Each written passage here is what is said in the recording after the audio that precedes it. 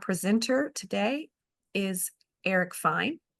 Eric has worn many hats within the Yale Program on Climate Change Communication, from expanding their work into Latin America to supporting partner organizations, managing fellowships, presenting on research and tools, and running workshops on climate communications.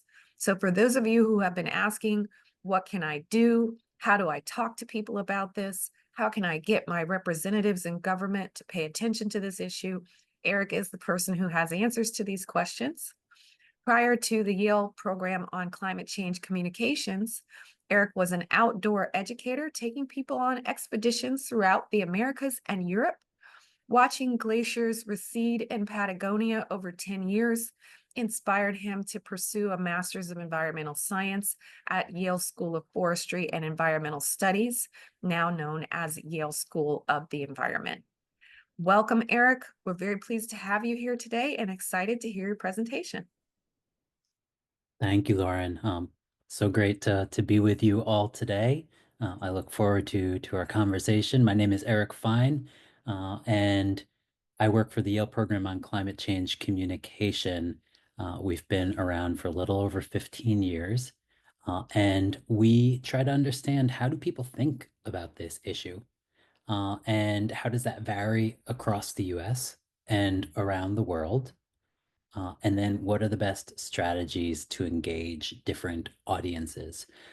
And one of the things we say, just the golden rule, is the more you can understand about your audience, the better you'll be able to converse and engage them on climate change. And a lot of us assume, though, that whatever it is that has us on this call today or has us worried about climate change, will be the hook that engages other people and makes them want to do similar things. But it can vary a ton from person to person. I'll tell you a little bit about my story, but then I want to get your stories a little bit. That's why I asked that question to begin with, and learn about you, to figure out where we can go in this conversation today. A little bit about me, as Lauren mentioned a minute ago, I used to be an outdoor educator. This is the summer of 2004. We are above the exit glacier on the ice fields in the Kenai Peninsula, in Alaska. And starting around 1999, I was taking people on expeditions all over, in different environments, a lot on glaciers. And in Washington State, I would go to this glacier once, and that glacier once, but not really back to the same glaciers again and again, and the same in Alaska. But I could see in the eyes of the people there, and they would tell these stories, the locals, about how the glaciers were receding, and I could see that they were worried, but it didn't really hit me until in 2005, I started taking people, down to the Andes, to the Patagonia region. This is on the border of Chile and Argentina, Cerro Tronador, where I was taking people, for the first 3 years, even down there. I could see giant changes in the glaciers. We would camp at the bottom edge of this glacier right here, and each year we could camp uphill a little higher, making it a little bit easier in theory, distance-wise, to get to the summit, but not so much because the glaciers, the crevasses were opening up and the ice was melting, making the loose rock more likely to tumble down. And so I started trying to figure out what are climate change solutions, and there were too many amazing, great ones that I wanted to work on. So I said, how do we get more people behind all of these? And talking to folks, especially one journalist from the New York Times, he said, there's people studying how we think about this and what are the best ways to engage different folks. That got me coming to New Haven 10 years ago, and doing a Master's of Environmental Science with a focus on climate change communication in Latin America. And now I'm still here at the program on climate change communication. This is our group right here. We have a few dozen students, about 25 full-time staff members in our team, coming from all different backgrounds, geographers, sociologists, psychologists, climate scientists, and others. So I'd like you to drop into the chat your answer to this question. I don't know how many of you have already been checking out our research or seeing other research, but to the best of your knowledge, what percentage of adults in the United States, 18 years or older, understand that global warming is happening? 50% says Tom will, 90, 60, 75, 20. We're all over the place here. Okay. 31, 50, 80 plus. And you don't have to write this in, but ask yourself, and why do you think that that's the right number? Okay. So we asked this question of people in the United States to give us their best estimate of where others are, and they say about half, right?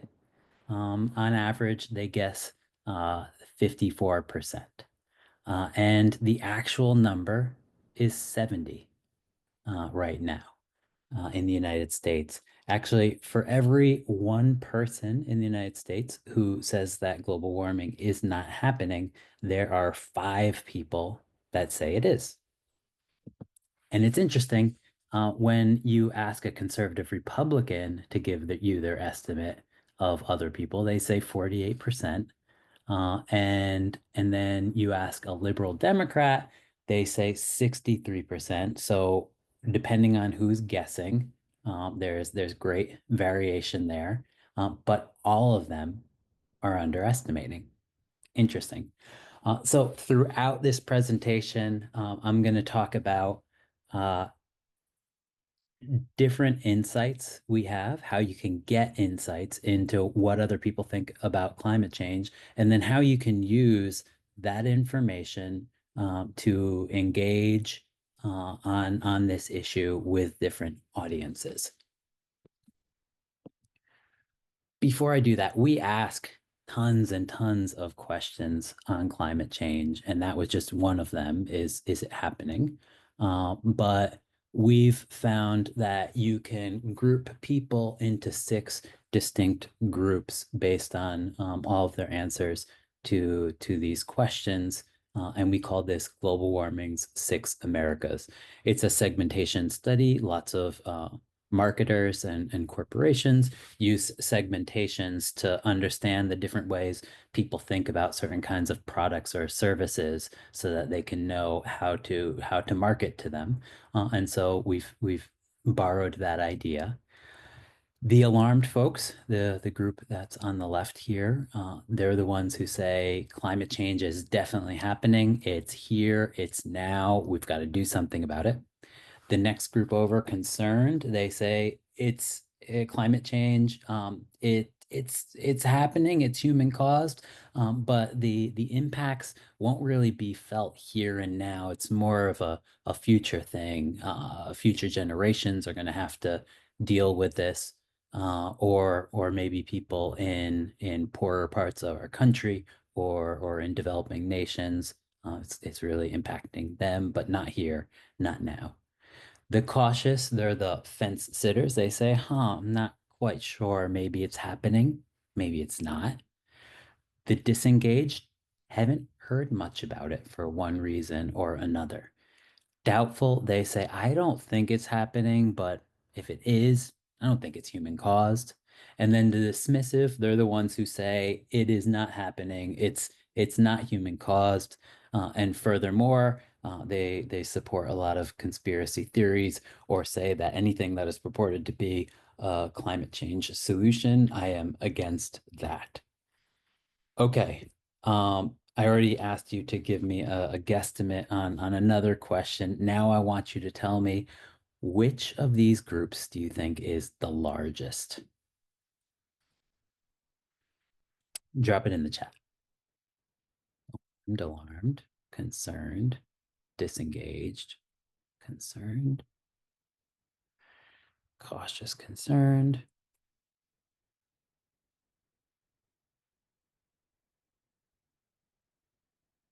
Okay. Now let's pause on that question, and the next question is, um, which do you think is the smallest group in here? Which is the smallest?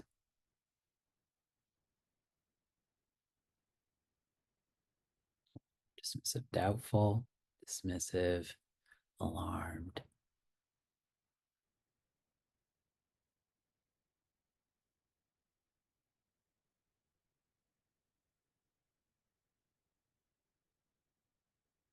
Okay. I'm gonna I'm gonna give you a little drum roll here. We're gonna do the reveal and show you the actual sizes of this. I'd like you to tell me when we do this, what surprises you, if anything, and what are the implications?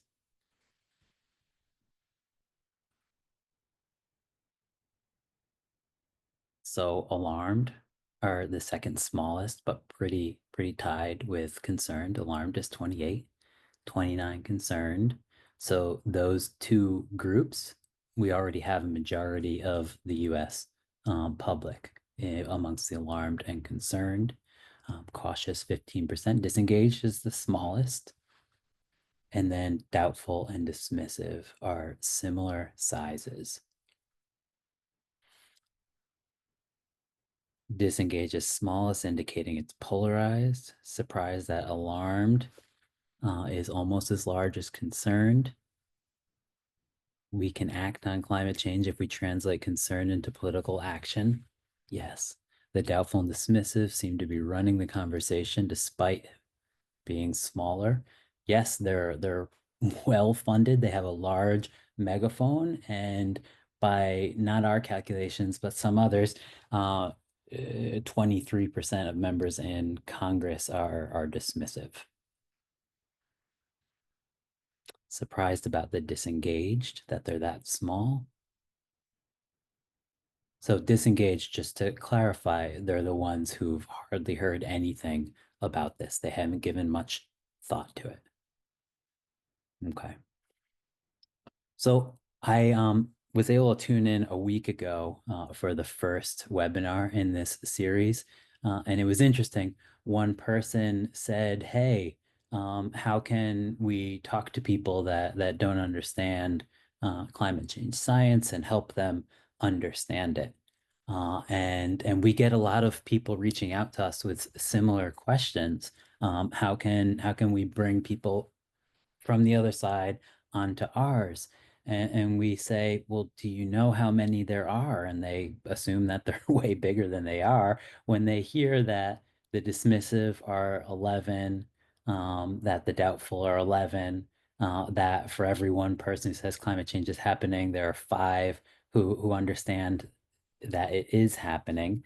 When they hear all of those things, they say, oh, and when the alarmed are this big, they also say, "Oh," so we say to them, um, you could spend a lot of effort on trying to engage the doubtful and the dismissive, and you're probably not going to get too many results. Whereas with the alarmed and concerned, with not too much effort, there's a lot of potential there. A lot of the alarmed and concerned are not quite sure what they as individuals or as a group can do. And they haven't necessarily joined campaigns or taken the individual level actions that they can. But they are primed to do that. Let me give you a little example of some of these dynamics. So I assume y'all have used Google Maps or know of it at least. And when you type in on your phone, I'm here at point A, I'd like to get to point B, they give you a suggested route. A few years ago, some folks at Google Maps. They said, hey, we've got this idea. We're gonna make it the default to route that when you want to go to point B, we're gonna put a little green leaf next to it, and that's gonna be the most energy efficient route to take to get to point B, driving in a car. And within the Google Maps team, they said, no way, bad idea. Don't you know that people don't like that, and they're going to delete our app, and they're not going to be into this idea.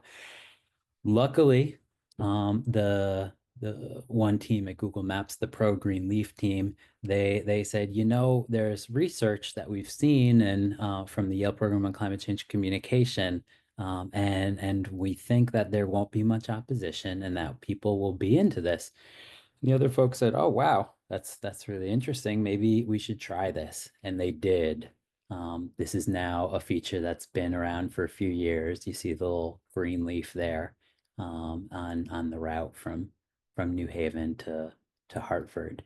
And crunching numbers, they've seen that the impact of this small change, based on understanding where their audience was, has had the equivalent of taking millions of cars off the road, just by doing this. I hear that some people are having trouble hearing me. Thank you. I'm gonna put on my earphones, see if that helps.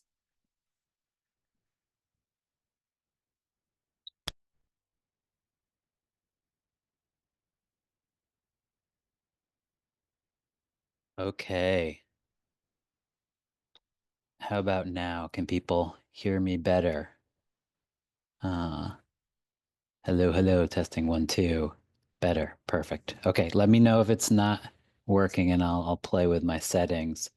Sorry, it was hard to hear me before. Okay, moving on. So Google is one example of a corporation taking action on this.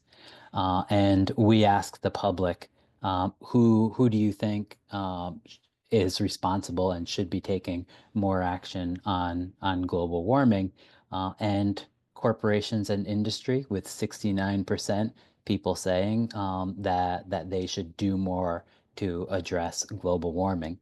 It's interesting to have these numbers because when you or a group that you are a part of are in conversation with corporations, with Congress, members of Congress, you can back it up and say, hey, here's where the U.S. public is, and let them know that there is public will for them to take action.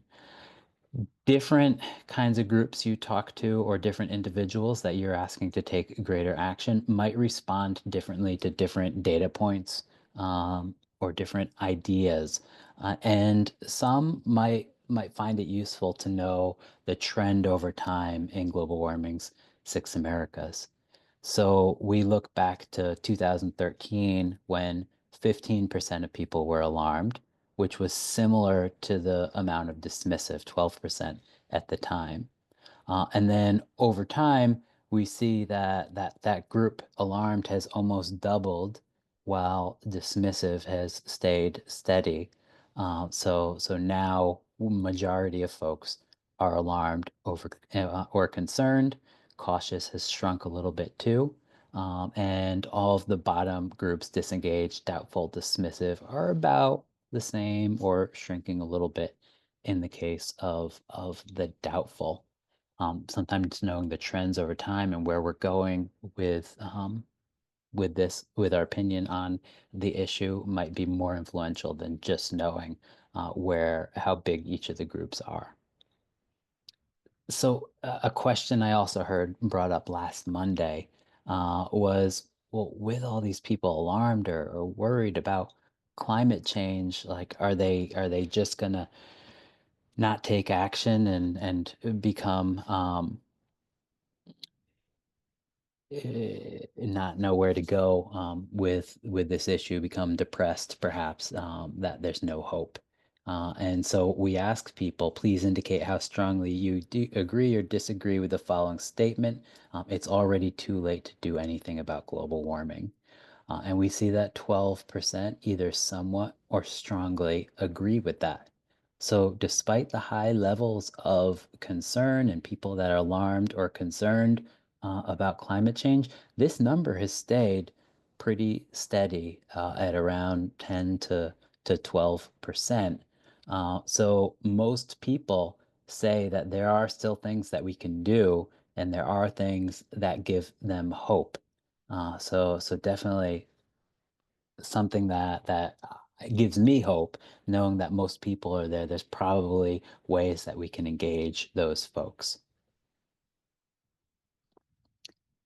And then another interesting way of thinking about this segmentation is that within any part of a society or any sector that you're thinking of engaging, there's going to be a split of the six Americas. It's going to look different across different sectors or parts of the country. And here's just an example of thinking about this. We did crosstabs. We asked people, where do you get your news? And then we also figured out where they were in the six Americas, and see, for example, that 45% of people who listen to NPR are alarmed, whereas 14% of people that watch Fox News are alarmed.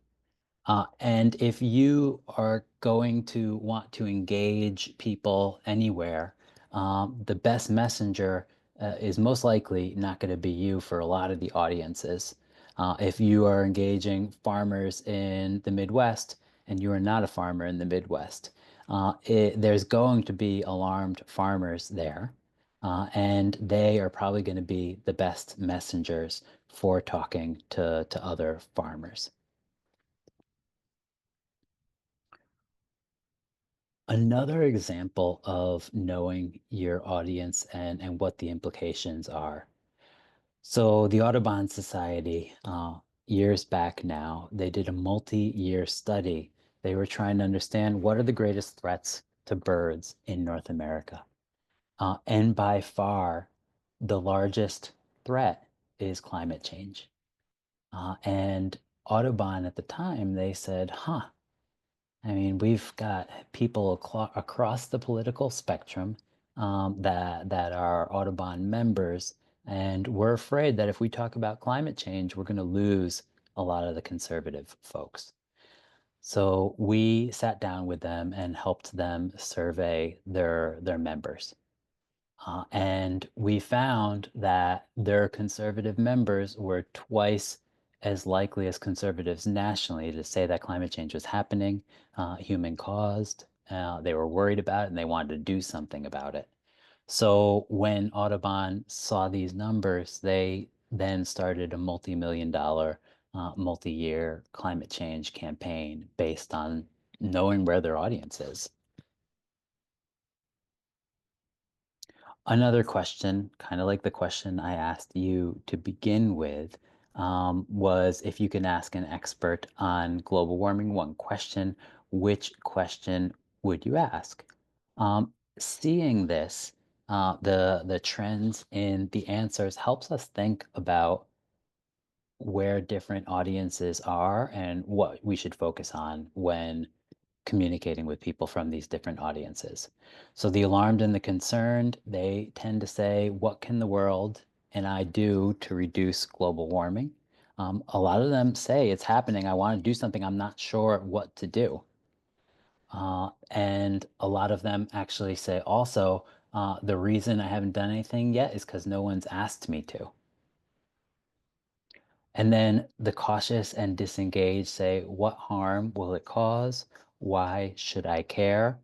A lot of them aren't connecting the dots. They don't understand how the connection between climate change and the weather they're seeing in the area, or the phenomena in their backyard, or the park down the street.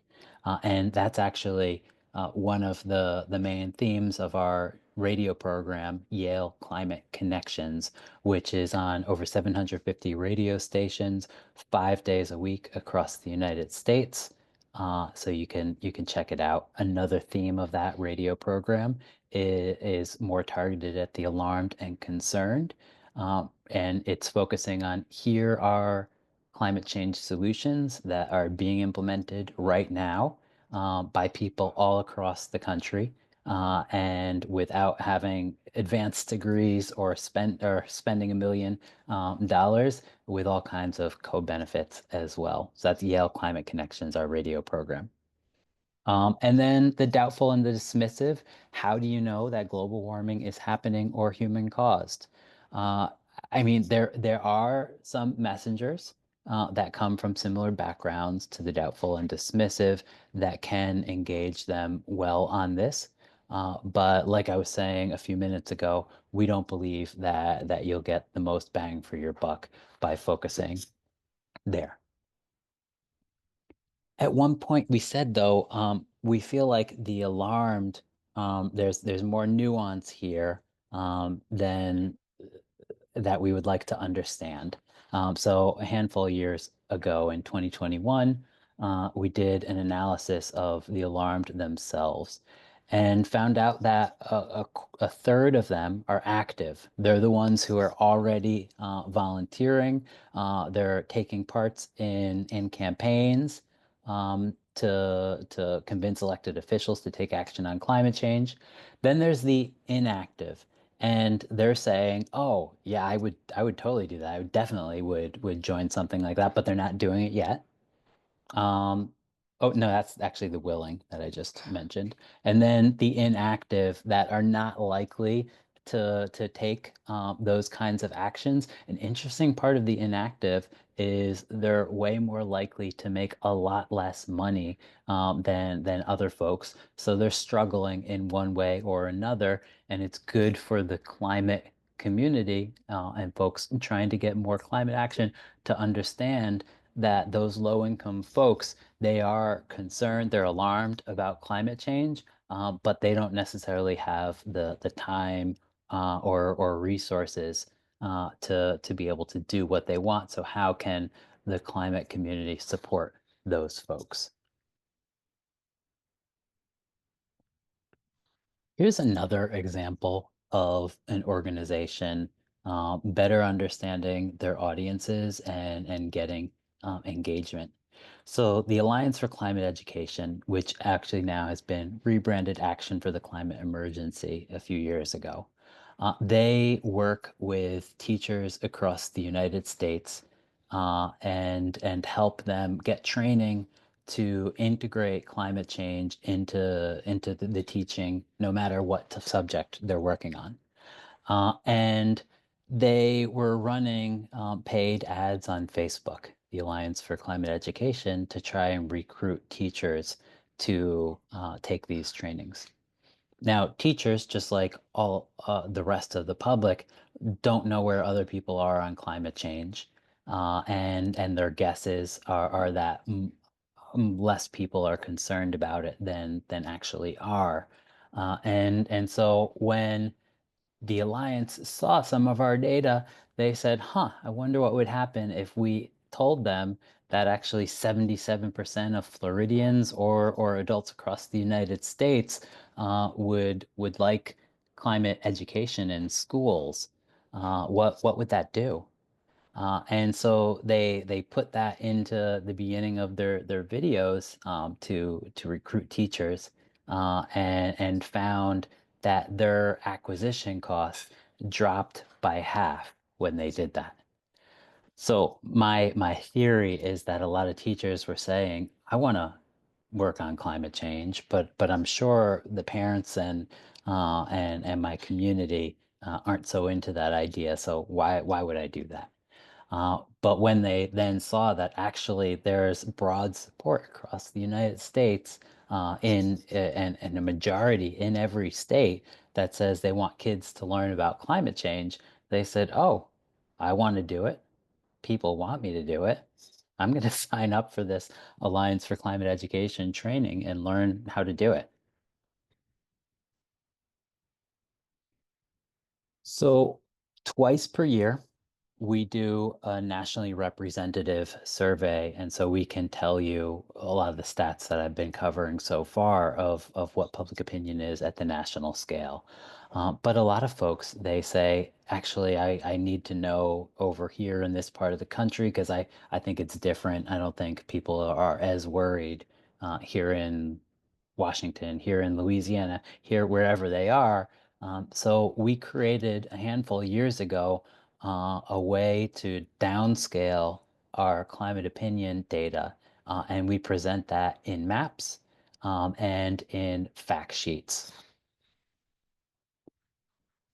For example, you can zoom in on Connecticut, and you can pick out of 30 different questions and to understand how people in Connecticut are thinking about climate change. And we can see here that 83% of people in the South Central Connecticut planning region, we don't have counties as of recently in New Haven, in Connecticut, in case you didn't know, we now have planning regions, that 83% of the people there support that idea. And so you can play around on the Yale Climate Opinion maps and see how things compared and click here and there. Sometimes, though, it's a little more convenient to create a fact sheet. And if you just search online for the Yale Climate Opinion fact sheets, you'll find them. And it takes about 30 seconds to create one of these. You can customize them, which questions you want included. You can do it at the state scale, at the congressional district scale, or at the county scale. And we've had, for example, the Citizens Climate Lobby, they sit down with members of Congress a few times a year to talk to them about climate change, and they've been able to bring this in and show them exactly where their constituents are.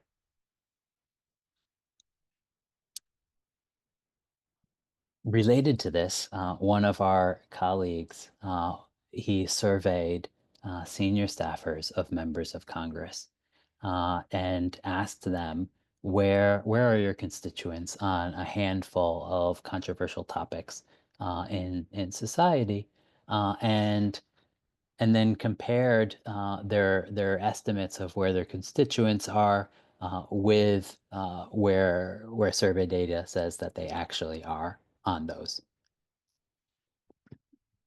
and found that Republican staffers underestimated support by a great deal on background checks for gun sales, on regulating carbon emissions, on supporting infrastructure spending package, and raising the minimum wage. But that Democratic staffers underestimated it a good bit. So similar to the public, where we started at the very beginning, how they were off on guessing where other people are. Senior staffers for members of Congress are also in a similar place.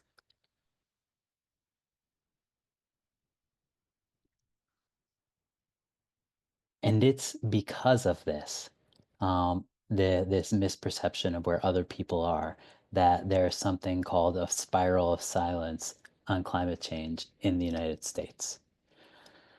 In a few days, we're sitting down to Thanksgiving, a lot of us at the table. And if I haven't seen the data and I don't know that most people are alarmed or concerned, I suppose that they aren't, because of what I see in politics, because of what I see on TV.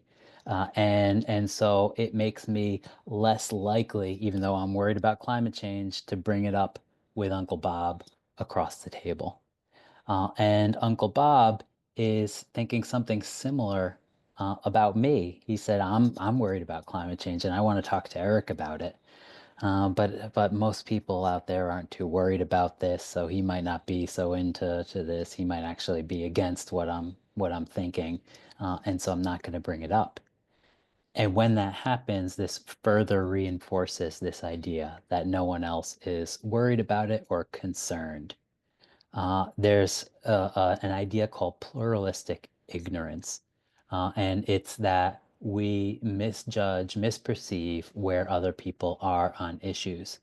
And there's been some research on how pluralistic ignorance with climate change is similar to pluralistic ignorance that has happened with other major issues and movements in the past. When there was a movement to get women the right to vote, the activists who were working on this supposed that they were in the minority, but they actually weren't. What happens when they learn that most of society are on the same page as them. The same thing with eliminating slavery, the same thing with multiple movements throughout history. People thought they were in the minority that wanted action on an issue when in actuality they were in the majority. We did some research to try and understand when people break that silence and do start speaking about climate change, whatever the reason, and whoever they're talking with, both the speaker and the person that they're talking with are then more likely all of a sudden to go back in a spiral in the opposite direction, and they're more likely to say that climate change is happening, that it's human caused, and that they want to do something about it by breaking that spiral of silence. So if I leave you with maybe two basic ideas, it's that majority of people understand in the United States that climate change is happening and human caused and are worried about it. And when you start a conversation, you're most likely to find that people are on a similar page to you. And by starting that conversation, you're likely to increase action. So in the middle, you'll see the YPCCC partners email address. If you are an organization that would like to better understand your audience and how to engage them, we work with everything from tiny environmental justice groups to national governments, elected officials, anyone who's trying to better understand where their audience is on climate change and how to engage them. Our partnership program would be happy to work with you. So you can feel free to email them. You can go to that bit.ly YPCCC updates, or you can scan that if you have your phone, the QR code to get on our email list and get updates. Like I was saying, we do 2 nationally representative surveys per year. And whenever there's a big election, we wait till after the election to do that survey in the fall. And so we have one going into the field right now. And starting in January, we'll be releasing reports on that so you can see where the public is and what are the implications going forward. I look forward to your questions. Thank you, Eric. That was a great presentation, and I really appreciated all the vibrant conversation happening in the chat and the comments in the chat. This is the last in our series of 6 climate change conversations that started last Monday. So I also appreciate you, Eric, bringing up the rear with, I think, a topic that does a great summary of the things that we've taken away from other presentations. If you haven't seen the other presentations, I do encourage you to visit our website, alumniacademy.yale.edu. And all 6 will be posted there, including this one. So you will be able to watch this one on demand. You will be able to send it out to your friends.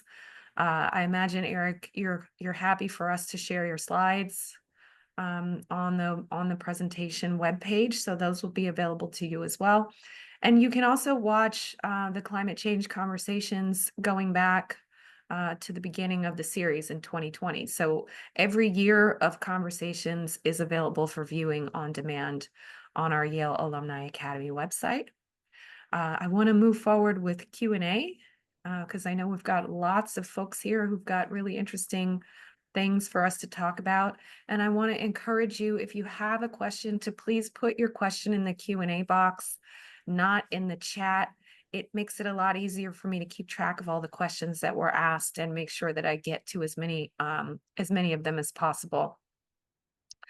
I want to go with something a little bit glaring in my mind, Eric, from looking at the data that you showed, which is sort of the gap between uh, the the number of people who think human caused climate change is happening, and the perception by lawmakers, um, as well as a comment that I think you made. I want to make sure we've got this right. That among Congress people, it's more like 23% are in the disinterested or disengaged category. Is that Dismissive, dismissive not category? not disengaged. Yeah. So I wonder if you have anything to say on the role of lobbying in these dynamics, because you can see from your data that there's a very clear sort of center of public opinion on one side of it.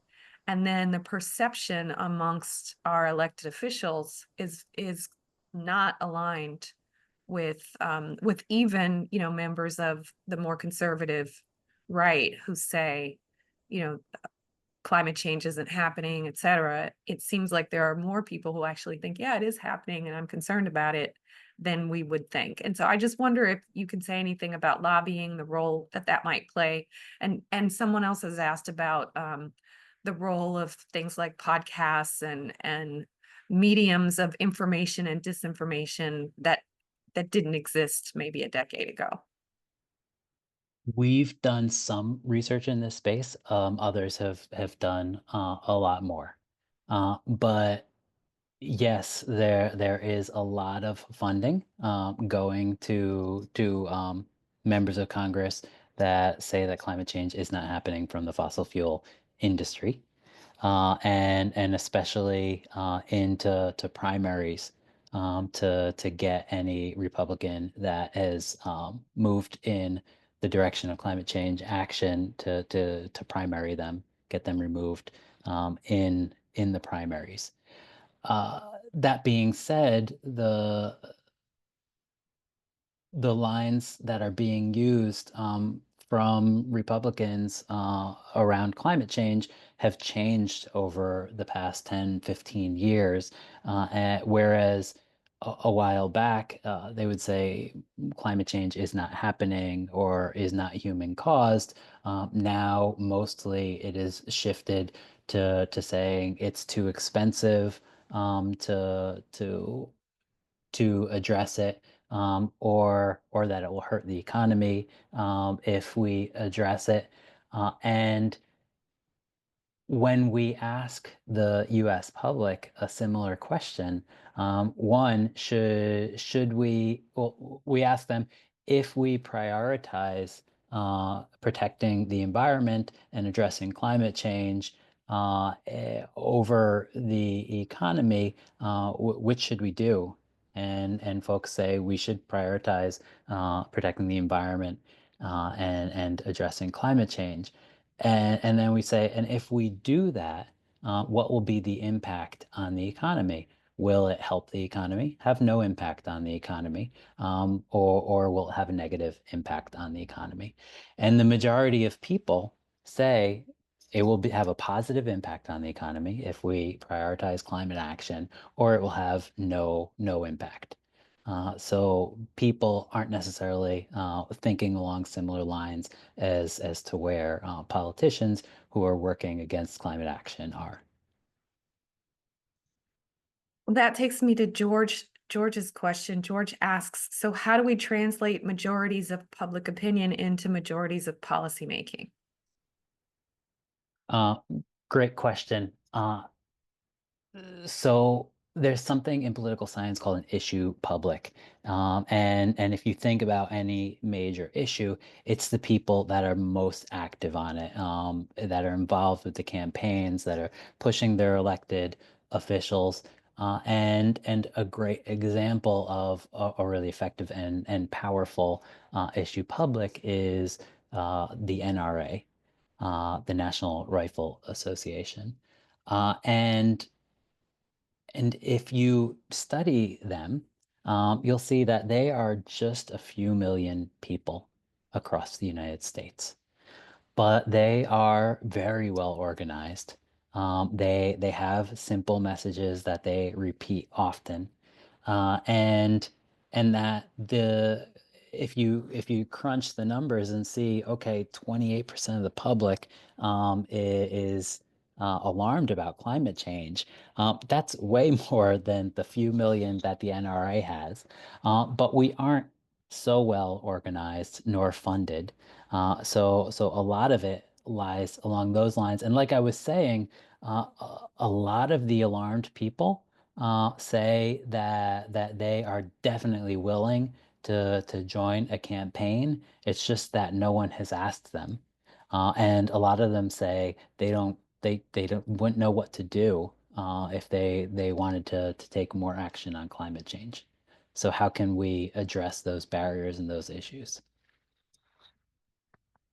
Very interesting. You're sort of making the case that the minority is more well organized, and that's how they're having that strong impact on policy. Um, I want to go to David's question. David says there's two dimensions of this that interest me. One is how can we use this analysis to challenge the public narrative? And I think you've answered that in many ways in your comments just now and in your presentation. And two is what does the analysis say about how to change the individual perspective from doubtful to concerned, from inactive to willing? Where are there opportunities to shift individuals toward action? And I think you've hit on a little bit in talking about so many people who are ready for action are just like, I don't know what to do, and no one asked me to join a campaign, and I wouldn't know where to start. But beyond, just sort of the simple low-hanging fruit of engaging those folks, what else would you say towards this point that David raises? Um, I'll go back to two of the main themes in our radio program, Yale Climate Connections. Uh, it's just 90 seconds a day, so bite-size chunks that I think are inspiring of action and new thoughts.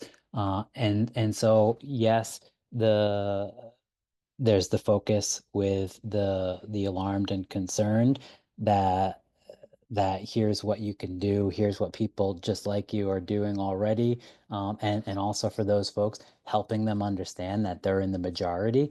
Because if you're thinking of maybe volunteering on climate change, but you think you're only 10%, you represent 10% of the country, but if you realize that you're actually the majority, you know then that you can have a bigger impact by taking that action than if you're assuming that you're in a small minority.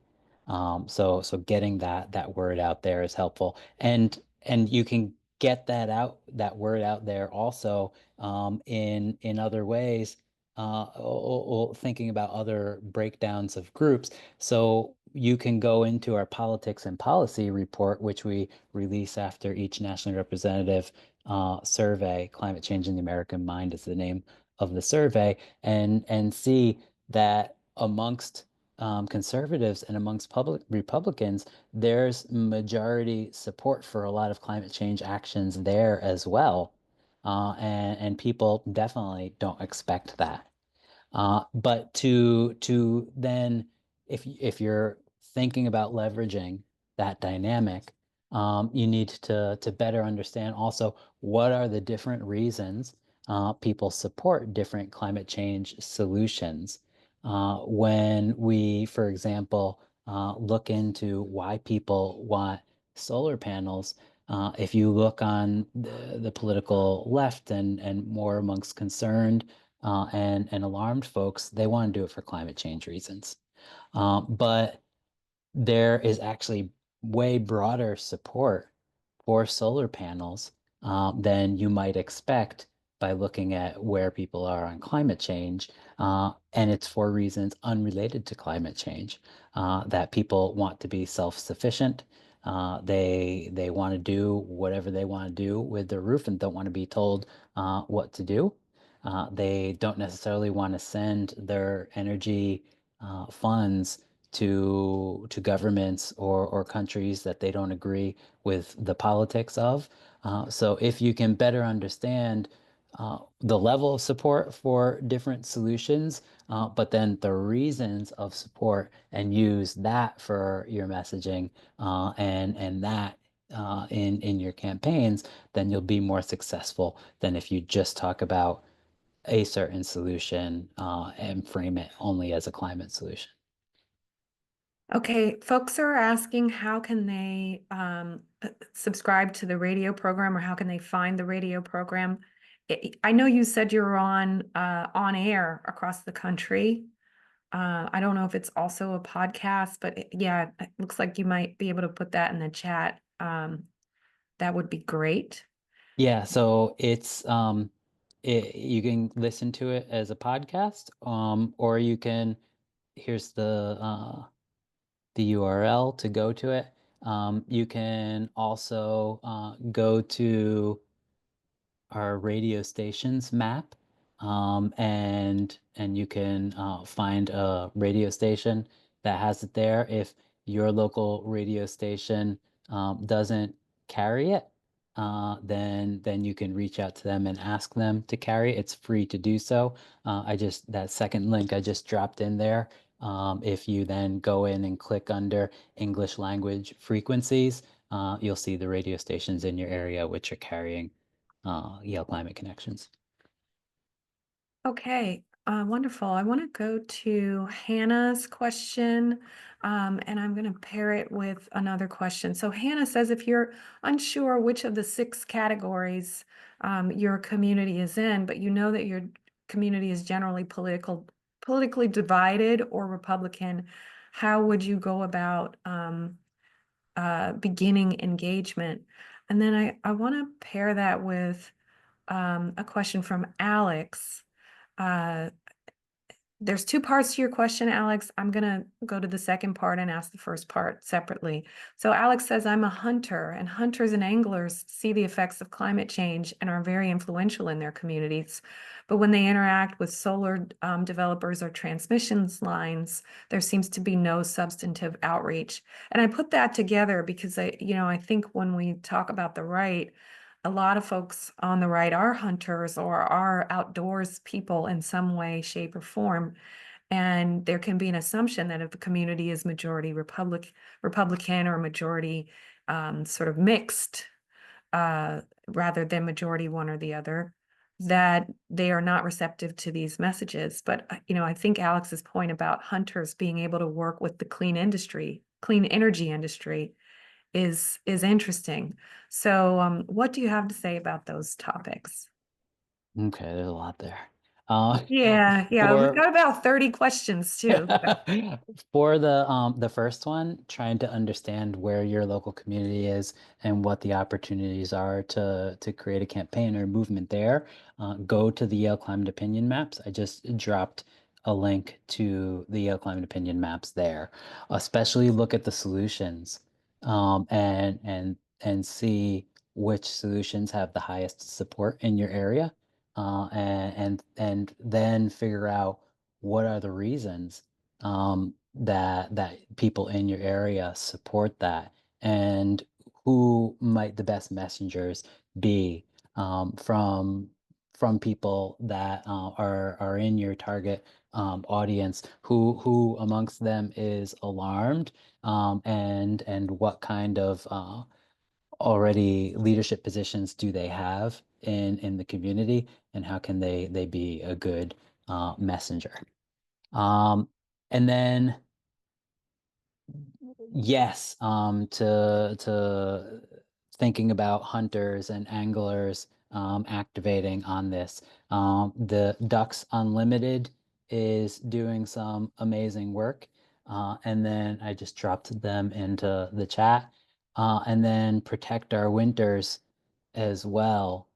So both of them are looking at activating people that you might not associate with climate change action, as climate change messengers.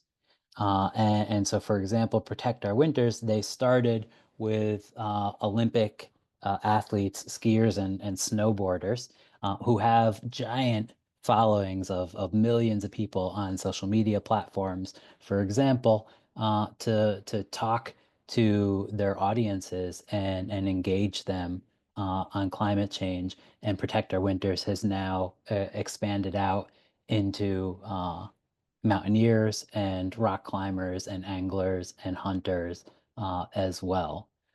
So they're doing some great work. Think about who um, in their team of athletes might be a good messenger for your community.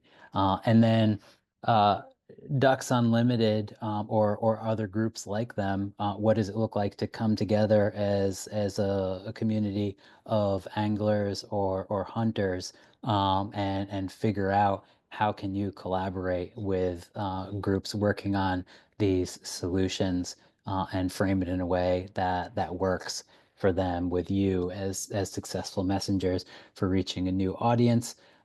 One of our most successful episodes of Yale Climate Connections was with a hunter in North Carolina named Richard Mode. And he's an older gentleman, deep North Carolinian drawl. And he's talking about Yeah. how he sees changes in the temperatures of the streams and the weather in North Carolina, and he sees the impacts on the fish. And he Sorry, sees there's just a little bit of background noise. I'm gonna mute. Okay, I think I fixed it. Okay, keep perfect. going, Eric. And he sees the impact on the flora and the fauna and the fish and how sad it makes him and how this is a climate change issue. When we took that episode and had folks around the country, especially conservatives, it moved them and made them much more likely to say that climate change is an issue that worries them and that they want to figure out how to address. That is the perfect segue to the next set of questions here. Leslie and Hannah have both asked about the demographics of the willing. And Leslie wants to know, what have you found that can move them into active? And Hannah wants to know, are these demographics rural, urban? What are the income? What's the income profile, et cetera? Mhm. Um, yeah, so it, it's interesting. We ask people like, who do you think is most worried about climate change, and how worried are you about climate change? And the average answer is upper middle class suburban folks, right? They're the ones that are most worried about climate change. But you ask the upper middle class suburban people, and they say, not so much. Uh, and but then you ask Latinos, Latinas, Black folks, low income folks, uh, are you worried? They have some of the highest numbers, but then they themselves don't think their own communities are worried. So you ask a Latina, are you worried? Oh, yes. What about your friends and family and community? No, no, no. And so very interesting dynamics there. They have no idea that their own communities are amongst the most worried when it comes to climate change. And same with low income and Black folks. And so what does it look like to activate those communities? Who are the most effective messengers? What are the effective messages?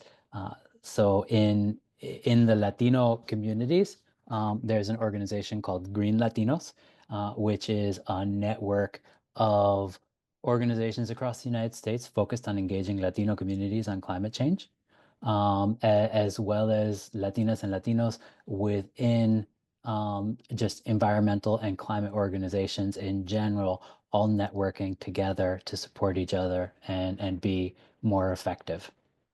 And then one of our main partners working with African American communities, there are multiple. One is the Hip Hop Caucus, is doing some great work in that space, but there are a bunch of others as well. I think I got half of your question. Which Yes, was the other half? yeah. No, no, no. I think you hit the points, and there are more points along these lines. So, people are asking questions about demographics and surveying. I want to go to Leonard's question. Leonard asks, Leonard, you've posted a lot of questions and comments, and unfortunately, because we have about 30 questions, I'm going to pull this one out as the one we focus on. Has anybody looked into how much of a real lifestyle change people with varying levels of concern are willing to actually make? Talking about your data collection, does your data include that kind of information? Yeah. I mean, there's a lot of types of questions that we ask about this. We ask everywhere from would you be willing to be arrested for participating in a climate change protest, to would you be willing to sign petitions and to write and sit down and talk to your elected officials about this, to would you be interested in an electric vehicle? Are you taking public transportation? Do you intend to more in the future? And so also, do you vote with your dollars and try to support businesses that are doing good work on climate change? Or on the flip side, do you try and punish businesses that are not being good when it comes to climate change? We have about a third of people say that they're thinking about climate change as far as which businesses they give they buy services and products from, and a bunch more people saying they would like to do that, but that they're not sure how to figure out which businesses to support and to oppose along those lines. Uh, I mean, yes, there's definitely a lot of people who want to do a lot more. A lot aren't sure what they should do or what the impacts are of doing different ones. Sander van der Linden is a colleague of ours, and a few months back he had an opinion piece in the New York Times, where there was a quiz that you could answer to try and guess uh, the impacts of different climate solutions. And people didn't know.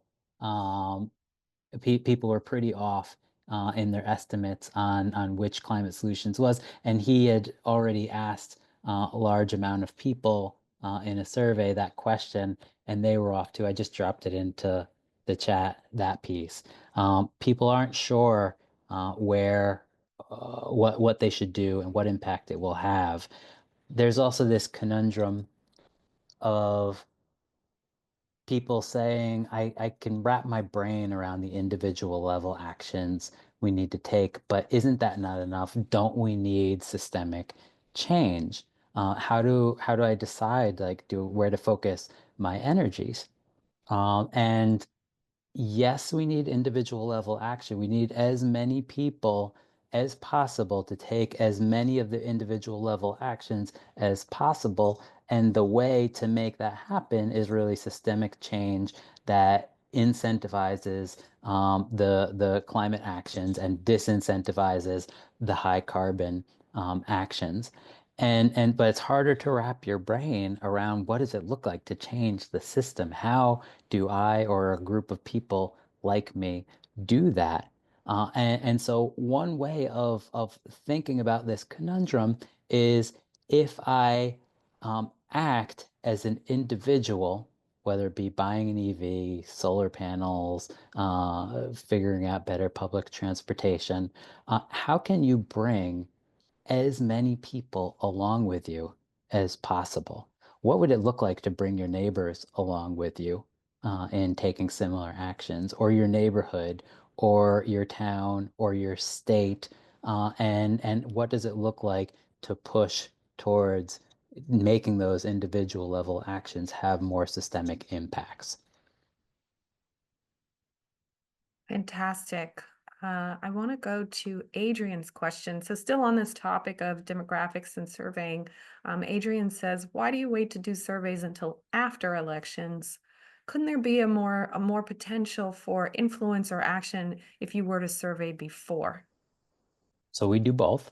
The climate change in the American mind surveys are twice per year, once in the spring, and once in the fall.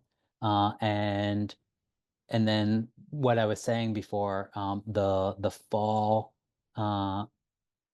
timing can vary a little bit. So when there are large elections,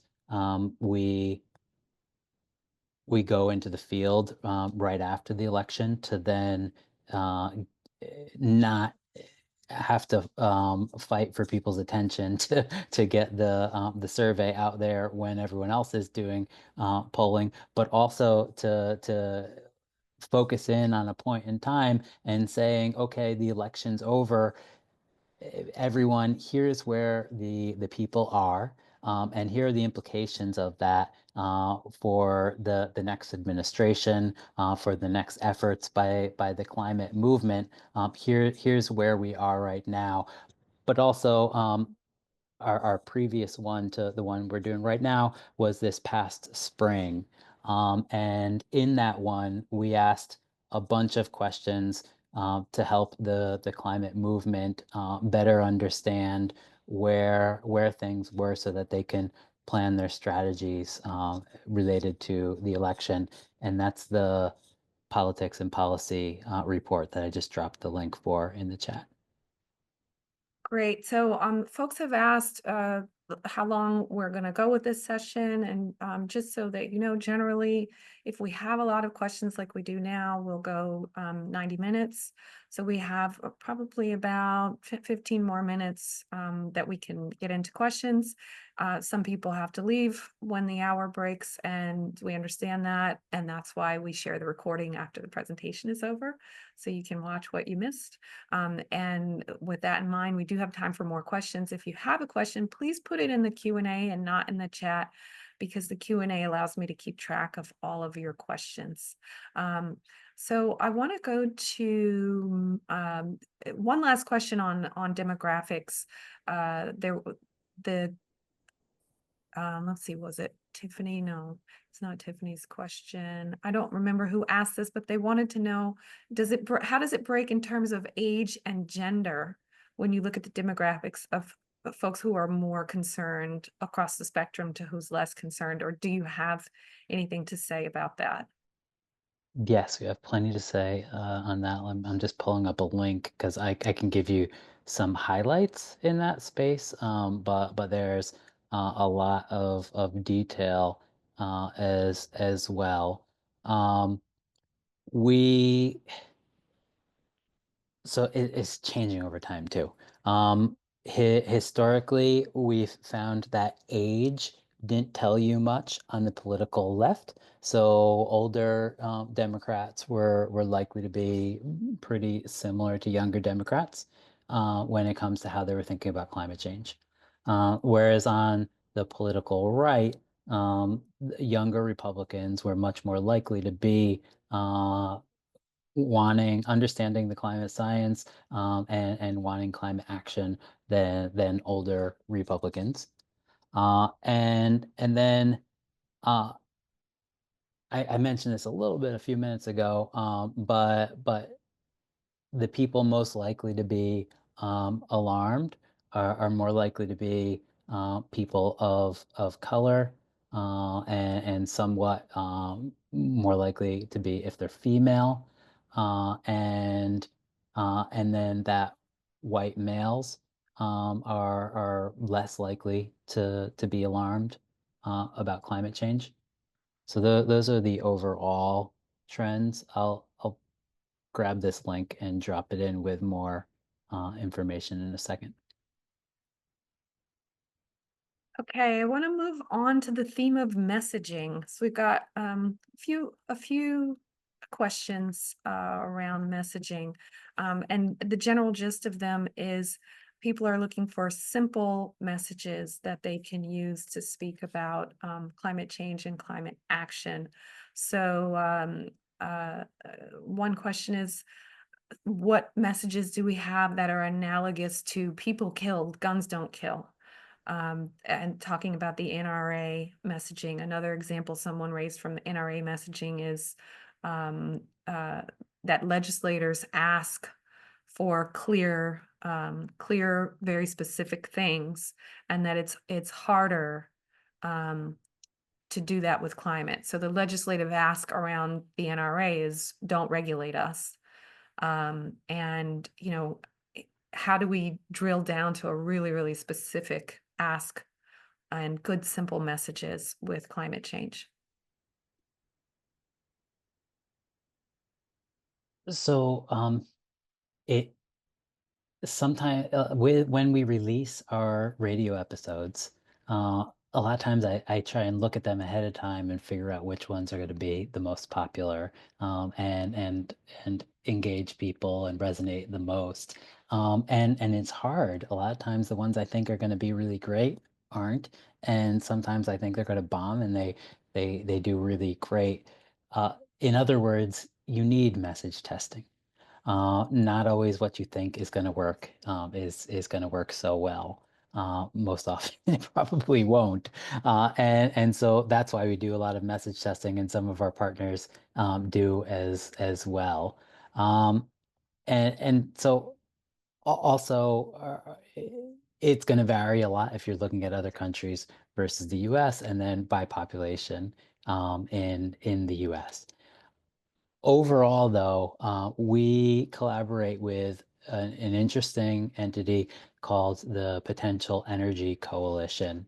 And they are a network of folks that were in marketing and working with all different, often polluting industries, and said, what are we doing using our skills to support these folks? Let's figure out how to best leverage these skills when it comes to climate change. And so, in a recent study they did of a few dozen countries, including the United States, they tested a lot of the messages that a lot of folks say work well, including it's economically beneficial to you to take climate action, and for all of us. It's also beneficial when it comes to our health to take action. And those definitely have their time and their place in certain audiences that those frames work well with. But the one that they found that works best with a broadest audience most often in most countries is more about future generations and love for future generations, and wanting your kids to have a good, prosperous future, and to not suffer the consequences of the impacts of climate change. That across the political spectrum seemed to be the most powerful message. Following that, there's a lot of talk coming out of this past U.S. presidential election cycle about the sort of wave of working class folks moving into the right of center bucket in terms of how they vote, in terms of the issues that galvanize them. And Gina asks, if we're talking about climate change messaging, is there research on framing this as a class issue, on thinking about how to speak to, and I think you just kind of hit on one point, talking about your future generations, your children and your grandchildren, but are there other ways to speak to this that get to what matters to working class everyday folks who may not be engaged with the intellectual angle of the science behind climate change? So, as far as framing it as a class issue, you could say that the whole concept of environmental justice does that because it says that those who are least responsible for climate change at a global scale and within the United States are suffering the most consequences often because of where they live and a lack of resources.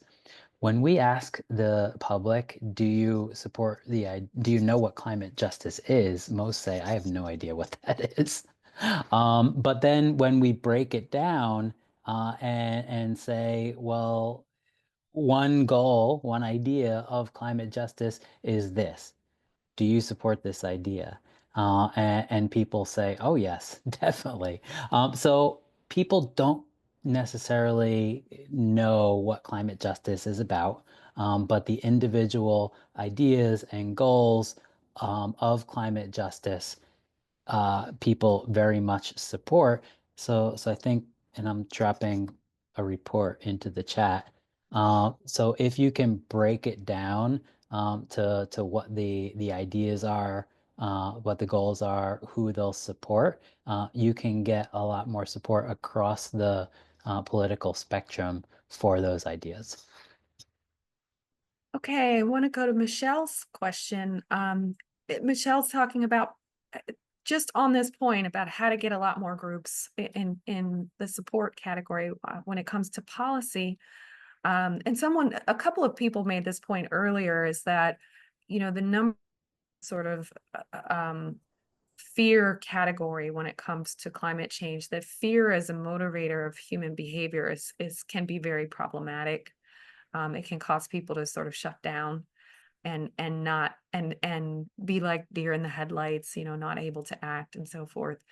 So Michelle says, what about sidestepping climate change as a topic of discussion altogether and focusing on the positive impacts like something like the IRA clean energy legislation, for example, providing jobs in Republican districts?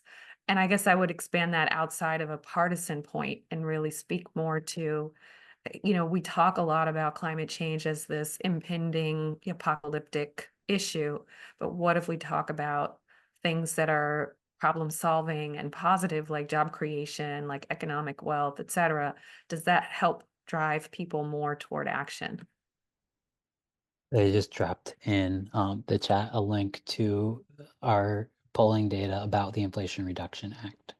And you'll see that most people haven't heard much about it. And though when we then said, well, here's the goals of it, what do you think? Kind of similar to what we did with environmental justice. People say, "Oh, yeah, that's great." 74% of people say they strongly or somewhat support the goals of the Inflation Reduction Act, whereas only 39% had heard some or a lot about it before that. And so there was definitely a PR or a communication issue with that. And some people have been trying to leverage the Inflation Reduction Act because we see that 80% of the benefits have gone to states that supported Trump in this presidential election. And so how can we now, after the fact, communicate more effectively who's benefiting from it and therefore support the continued existence of the Inflation Reduction Act. We're trying that, or the climate movement is trying that right now. That's great. A number of questions about the incoming administration. I want to go to Chris's question, who says, what do you think of the impact of the Conservative Climate Caucus, membership limited to Republican congressmen, established by John Curtis? What impact might Curtis have now that he's elected to the Senate? To be determined. One argument for bipartisan climate action is that if you have climate policies that only one party supports, and as happens every so often, the presidency and the Congress flip, you can undo all whatever you had. Whereas if you can get bipartisan support, then you can hopefully have climate solutions that can survive those changes in politics. And so if this conservative caucus can make some headway and get some bipartisan support for policies, then they'll be more likely to pass in the near future, and in the midterm, not necessarily the midterm election, but but the next handful of years, they'll be more likely to stick if they can have bipartisan support. So hopefully this will work.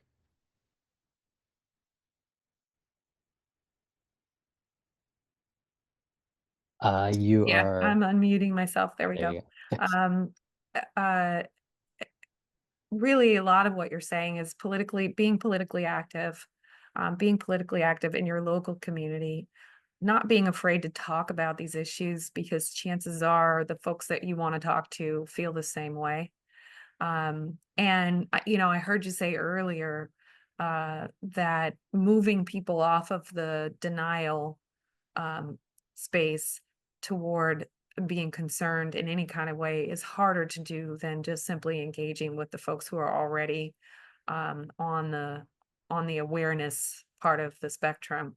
So there were a few questions that came in on that, so I just kind of wanted to recap where we are at this point, and move to folks have asked a lot of really specific questions, and I've tried to keep the questions in the vein of climate change communications because that's the theme of our presentation today. But I do want to take in the last minute maybe one or two of these questions. I want to go to Keith's question. You showed that map and where folks are and the populations in different regions on their points of view. Keith wants to know, could we end up losing one or more of our US states or have states severely reduced in population due to climate issues? It's not really a question about communication, more a question about impact of climate on population distribution in the country. And it might be outside the scope of your research, but I thought it's a question worth considering. Um, Yale Climate Connections, our radio program, just published a piece the other day, and it seems that people are looking at moving out of the South because of the impacts of climate change and moving north. We know that at a global scale, there is a lot of climate migration, and that it is increasing over time, and definitely affecting politics as people move from the places with greater impacts to the places with more resources and that are more resilient to climate change. We don't know what that will look like. Certain places that have been thought to be safe, like Asheville, North Carolina, in the past, we see aren't necessarily as safe as we thought. So a lot of places that people might think are safe aren't, and that we'll be seeing more of that. That though is one of the things that moves people. The more they feel the personal impacts of climate change, the more likely they are to become alarmed and active. And more people over the past few years are understanding that there is a link between extreme weather and climate change, and helping people understand that link is crucial. Well, certainly here in the New England area, we've just gone through one of the longest periods in our history with no rain, right? And um, people previously last year when I was doing these talks, there were folks saying New England is where everybody's going to move because of the wildfires happening in the West. And yet we found ourselves in Connecticut under wildfire alerts. right? So I think it's salient point to end on, which is that awareness and concern about this issue is perhaps destined to grow, regardless of your point on the political perspective, right? As people experience more of these things in their day-to-day life. So with that, I want to thank you, Eric, for being here today, for a wonderful presentation, for all the resources you posted in the chat. If folks want a copy of the chat file, please email us at alumniacademy@yale.edu. We'll be happy to email it out to you. Likewise, this presentation will be posted on our website along with all the other presentations in the climate change series. And so you can go back and watch it. And Eric has shared a number of resources that we will put up on the webpage as well. And with that, I'll turn it to you, Eric, for your any last comments you'd like to make. Thank you everyone for your interest and for engaging this. There's still 82 people on the line after an hour and a half of this stuff. Um, in 8 years ago, when Trump was elected for the first time, people came together and said, "Hey, like, yes, the federal government is a place where climate change action can happen, but there is so much potential at the city scale, at the state scale, through institutions internationally." And you can learn about public opinion through our work and others' work at all of those scales, and figure out how to leverage that to get the climate action we need at lots of different scales going forwards. Wonderful. And we will definitely be directing folks to the Yale Program on Climate Change Communication for all the wonderful resources that you all are preparing. Thank you so much, Eric. It's been great to be here with all of you. Next year, this time, we'll be back with more climate change conversations. So, folks, please get involved in your communities so we can elevate next year's conversations to the next level. And I look forward to it. Uh, have a great day. Bye bye, everybody. Take care.